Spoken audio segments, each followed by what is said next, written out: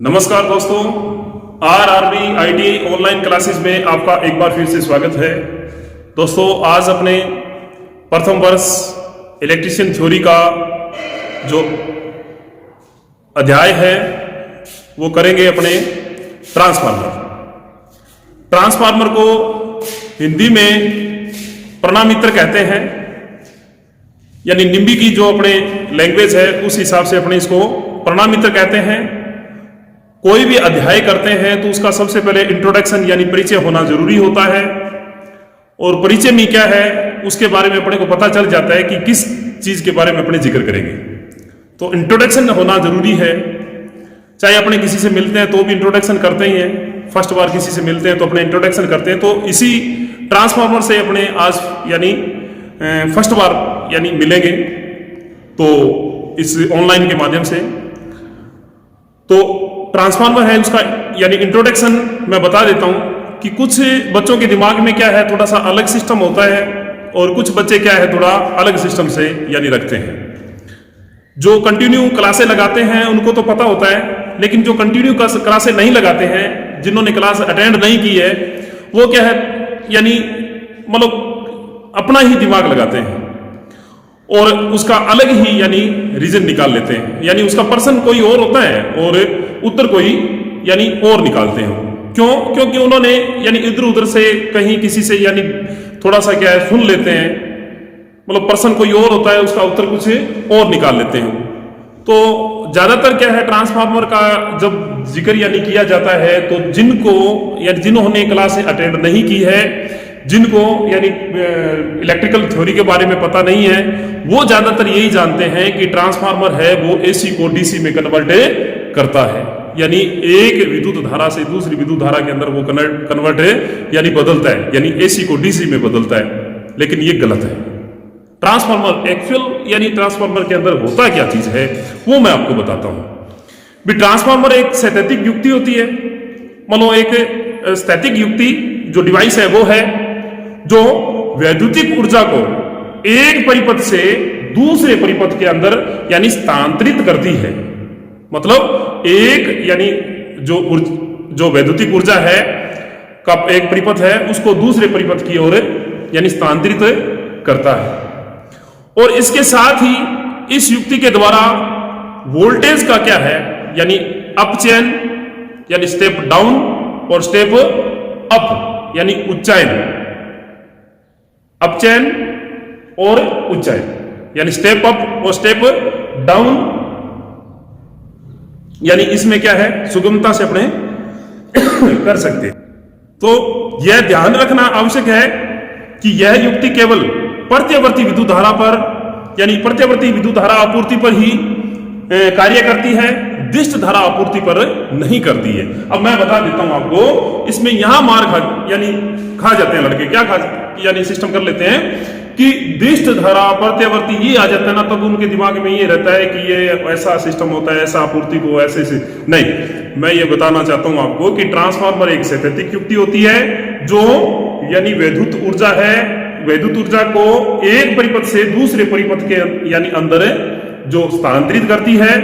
और ये जो युक्ति है उसका काम होता है केवल वोल्टेज को बढ़ाना और वोल्टेज को घटाना, और ये भी क्या है केवल यानी प्रत्यवर्ती धारा यानी प्रत्यवर्ती आपूर्ति होती है, यानी जो एसी यानी आपूर्ति है उसी पर ही कार्य करती है, डीसी पे नहीं करती है। तो यहां आपका दिमाग है वो आज के बाद थोड़ा सा ये हो जाना चाहिए कि ये यानी एसी को डीसी में कन्वर्ट नहीं करती है, खाली ये क्या करता है वोल्टेज को यानी कम और ज्यादा करता है।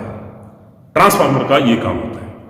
अब दूसरा सिस्टम ये है कि ट्रांसफार्मर का कार्य सिद्धांत क्या है।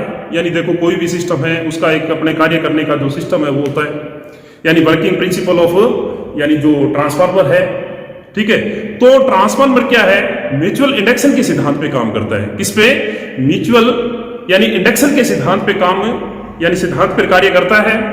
और इंडक्टेंस का अस्तित्व केवल ऐसी परिपथों में होता है। ये अपने ऐसी थ्योरी करेंगे तब आपको पता लग जाएगा कि इंडक्टेंस का अस्तित्व होता है केवल किस में होता है, ऐसी परिपथों में होता है। ठीक है, अतः ट्रांसफार्मर भी क्या है, केवल एसी सप्लाई ही कार्य करता है। तो अब आपको पता लग गया होगा कि ये केवल एसी कार्य पे ही क्यों यानी काम करता है। तो इसलिए करता है क्योंकि ये क्या है, इंडक्टेंस का क्या है यानी अस्तित्व है, इंडक्टेंस का अस्तित्व है इसमें। ठीक है, तो वो क्या करता है, केवल एसी कार्य पर ही यानी एसी यानी जो परिपथ है उन पे ही ये काम यानी करता है। तो इसलिए ट्रांसफार्मर केवल एसी यानी कार्य सप्लाई पर ही काम करता है, डीसी पर कभी नहीं। तो यहां अपना जो दिमाग में आपके अलग कोई प्रश्न उठ रहा था तो वो यहां एकदम क्लियर होता है।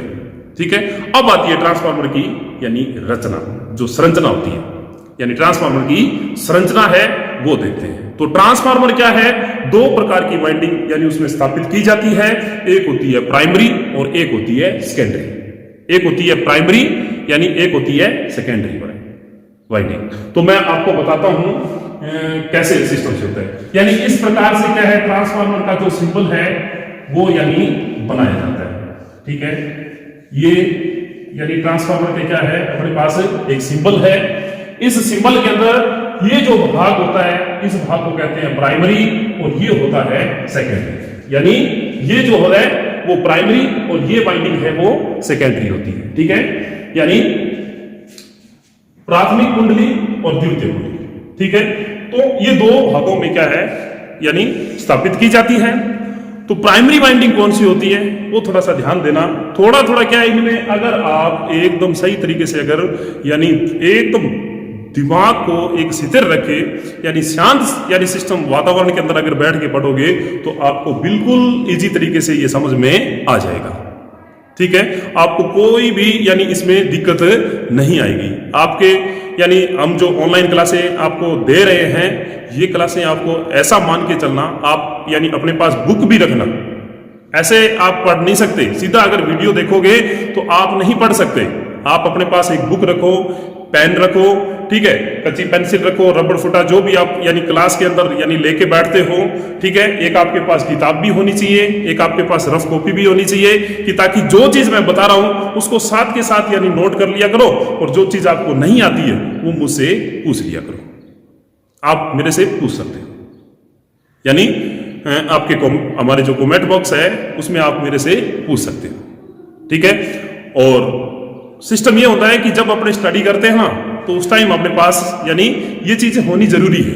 क्योंकि देखो आप सीधा वीडियो देखोगे तो आपके समझ में नहीं आएगा, ये मैं गारंटी के तौर पे कहता हूं, 100% आपको यानी सत्य बात कह रहा हूं कि आप अगर यानी किताब लेके नहीं बैठोगे वीडियो देखते वक्त तो आपके समझ में नहीं आएगा, क्योंकि आप अभी फ्रेशर हो।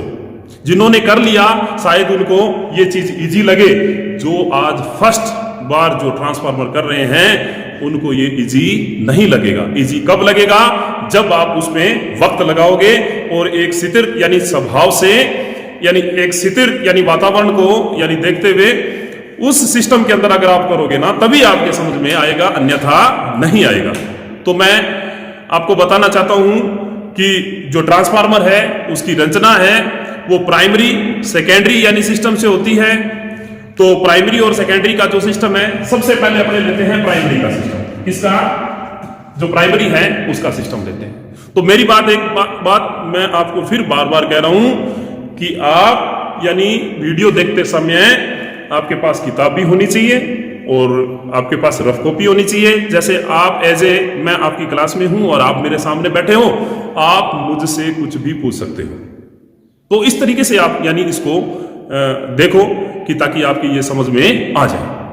ठीक है, आजकल तो बहुत ऐसे ऐसे सिस्टम्स चले हुए हैं कि आपको कोई दिक्कत नहीं आती है, लेकिन पहले जब सिस्टम था उस टाइम ये ऐसे सोशल मीडिया का और सिस्टम नहीं था, तो यानी हमें यानी अपने सिस्टम से ही करना पड़ता था। ठीक है, जो बुक्स थी उन्हीं को ही यानी देख के करना पड़ता था। समझाने वाले यानी जो सर समझाते थे तो हम यानी सामने बैठ के एक अच्छे तरीके से समझते थे। ठीक है, तो यानी कर सकते हैं। तो अपने टॉपिक में आते हैं, प्राइमरी और सेकेंडरी का जो सिस्टम है। तो प्राइमरी जो सिस्टम है वो क्या है कि जिस वाइंडिंग को वैद्युतिक स्रोत से संयोजित किया जाता है प्राइमरी या प्राइमरी वाइंडिंग या प्राइमरी कहलाती है। यानी आप यानी इसको वैद्युतिक स्रोत से क्या है जोड़ते हैं, यानी जो सप्लाई है उसका इनपुट है वो आपका प्राइमरी कहलाता है, और जो आउटपुट होता है वो आपका क्या कहलाता है, सेकेंडरी कहलाता है। तो समझ में आ गया होगा कि जिस वाइंडिंग को वैद्युतिक स्रोत से संयोजित किया जाता है वह प्राइमरी यानी वाइंडिंग या प्राइमरी यानी कहलाती है। अब सेकेंडरी का जो सिस्टम है वो बताता हूं कि जिस वाइंडिंग को लोड यानी विद्युत शक्ति का उपयोग करने वाली युक्ति से संयोजित किया जाता है तो वो सेकेंडरी वाइंडिंग या सेकेंडरी कहलाती है।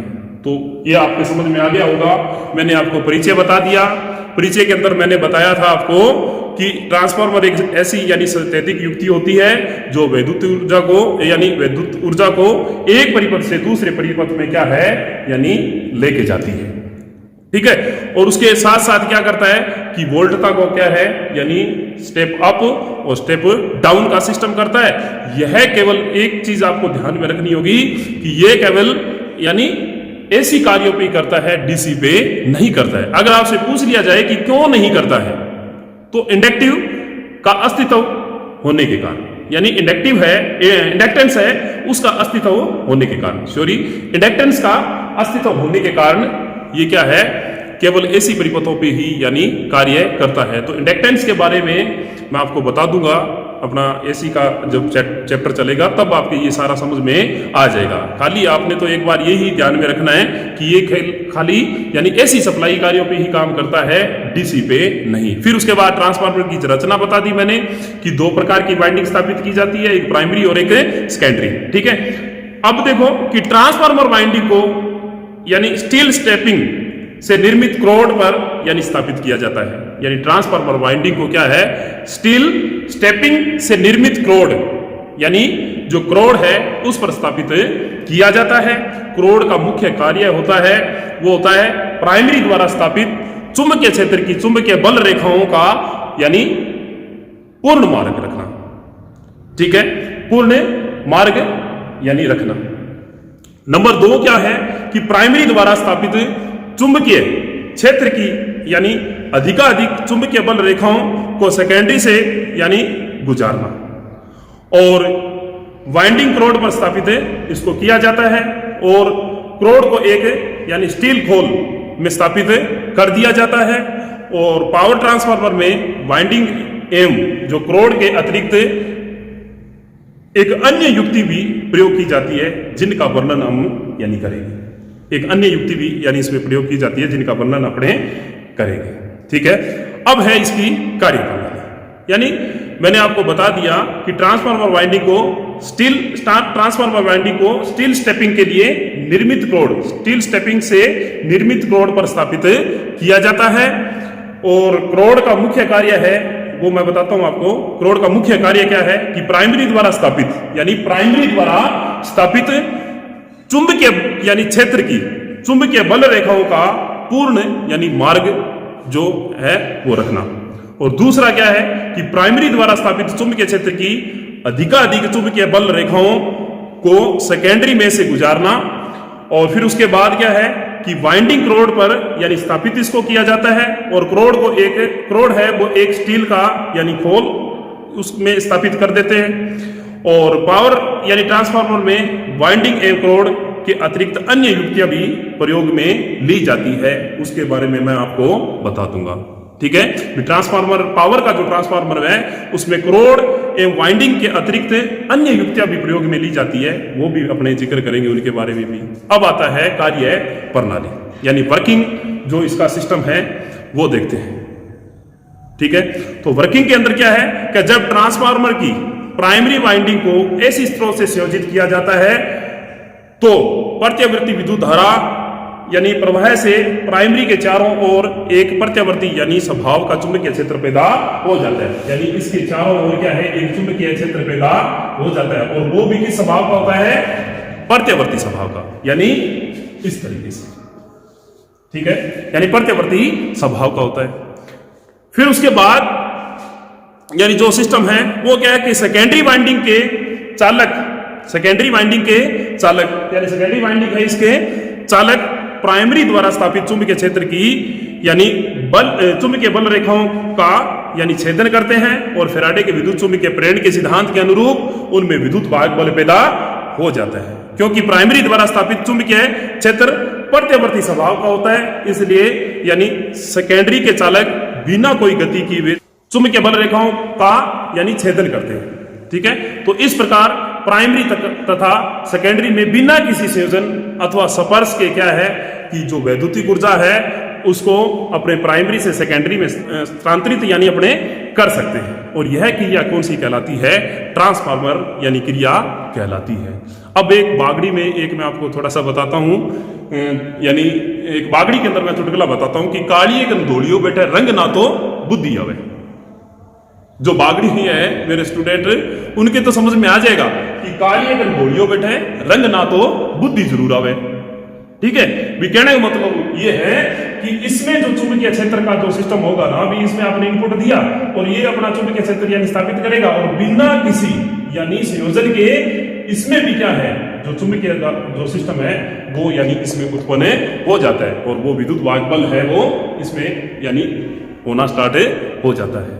तो बात समझ में आ गई होगी कि इसने बिना किसी यानी स्पर्श ही नहीं किया, ना कोई इसका कनेक्शन है, फिर भी ये क्या करता है यानी इसमें जो चुंबकीय का जो सिस्टम है यानी प्रत्यावर्ती जो सिस्टम है वो यानी स्थापित हो जाता है। ठीक है, तो ये बात तो वही होगी ना, भिखारी अगर घोड़ियों बेटे रंग ना तो बुद्धि जरूर आवे। ठीक है, तो यही कहानी है।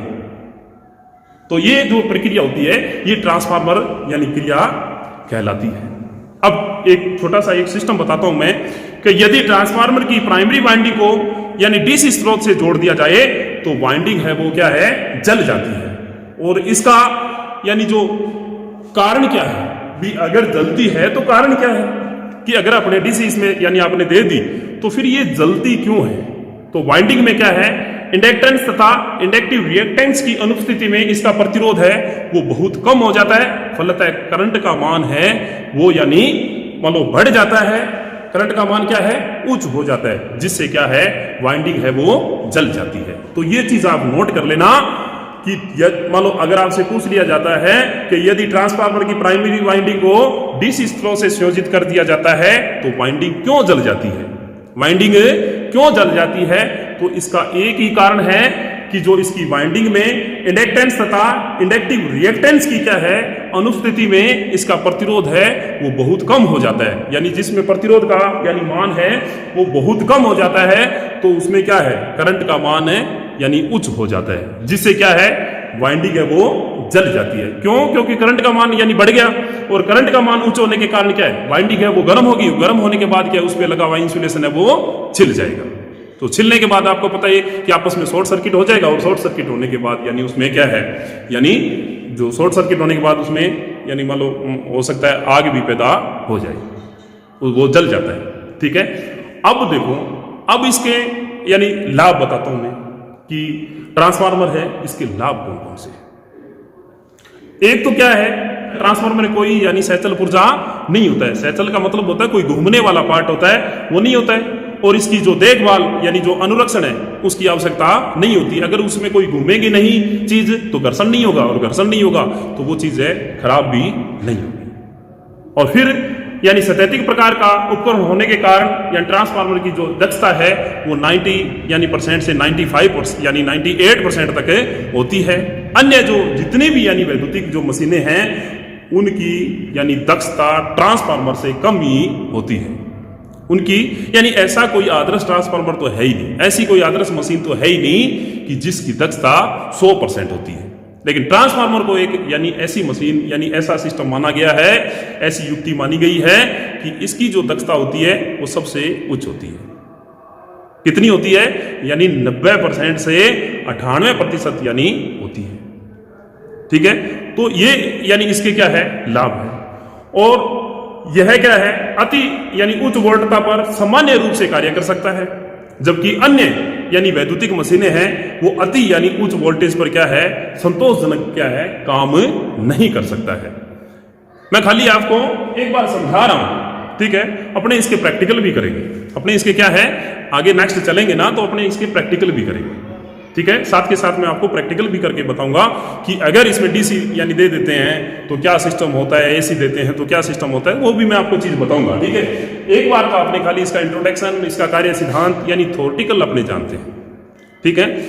अब फिर उसके बाद क्या है कि जो ट्रांसफार्मर द्वारा वोल्टता का यानी घटाने का कार्य है वो अत्यंत यानी अल्प वैद्युतिक शक्ति खपत पर यानी सरलता से अपने कर सकते हैं, यानी बिल्कुल कम वैद्युतिक शक्ति यानी शक्ति की जो खपत है उस पर अपने सरलता से संपन्न किया जा सकता है। जबकि डीसी की वोल्टता घटाने के लिए अपने को क्या है, प्रतिरोधक प्रयोग किया करना पड़ता है, जो पर्याप्त मात्रा में वैद्युतिक शक्ति की क्या करता है, खपत करता है। फिर उसके बाद क्या है कि ट्रांसफार्मर के उपयोग से यानी वैद्युतिक शक्ति के पारेषण एवं वितरण की कुल लागत यानी डीसी जो मतलब सिस्टम है, डीसी यानी प्रणाली की वैद्युतिक शक्ति का यानी पारेषण एवं वितरण की लागत से यानी काफी कम होता है, यानी डीसी की जो पारेषण और वितरण का जो सिस्टम है वो काफी कम होता है, ठीक है। डीसी की काफी यानी कम होता है डीसी की अपेक्षा एसी का, ठीक है। फिर उसके बाद मैं बता देता हूं कि ट्रांसफार्मर के उपयोग से वैद्युतिक शक्ति के पारेषण एवं वितरण यानी ट्रांसमिशन एंड डिस्ट्रीब्यूशन की जो यानी कुल लागत है वो डीसी प्रणाली से यानी वैद्युतिक शक्ति के पारेषण एवं वितरण की लागत की अपेक्षा काफी कम होती है, यानी डीसी की ज्यादा होती है लागत और इसमें क्या है, कम होता है, एसी में कम होता है, ठीक है। अब दूसरा यह है कि वैद्युतिक शक्ति के पारेषण में होने वाले वोल्टता ह्रास यानी वोल्टेज ड्रॉप को यानी वोल्टेज ड्रॉप को क्या है, ट्रांसफार्मर द्वारा सुगमता से पूरा किया जा सकता है। जबकि डीसी प्रणाली में इस कार्य को यानी करने के लिए अपने को एक बूस्टर यानी जिसको अपने मोटर जनित सेट प्रयोग करने पड़ते हैं, जो पर्याप्त खर्चीले होते हैं, यानी अधिक खर्चा उसमें लगता है। तो ये इसके क्या है, लाभ है। तो लाभ भी जरूरी है, इसकी कार्य प्रणाली यानी जो है, जो वर्किंग यानी इसका प्रिंसिपल यानी जो सिद्धांत है वो भी अपने को यानी जानना जरूरी है। तो ये आ जाता है ट्रांसफार्मर का सिस्टम, ठीक है। नेक्स्ट अपने अगले वीडियो में अपने करेंगे ट्रांसफार्मर का वर्गीकरण, यानी आउटपुट वोल्टता के आधार पर यानी जो सिस्टम किया जाता है उसके बारे में भी जानेंगे। अपने रोड की संरचना के आधार पर कितने प्रकार के ट्रांसफार्मर होते हैं उनके बारे में भी जानेंगे, यानी कैसे कैसे सिस्टम से ये यानी आगे बढ़ेगा। तब तक के लिए घर में रहें, सेफ रहें। जो आज महामारी चल रही है उसका डट कर मुकाबला करें और इस महामारी को हमारे देश से भगाएं, और जो लॉकडाउन है उसका पालन करें। सोशल जो डिस्टेंस यानी बताई गई है उसका भी ख्याल रखें। और दूसरी बात यह है कि अपने स्वास्थ्य का ध्यान रखें। अगर अपने स्वास्थ्य का ध्यान रखेंगे तो सारा इंडिया है वो स्वस्थ रहेगा। धन्यवाद। जय हिंद, जय भारत।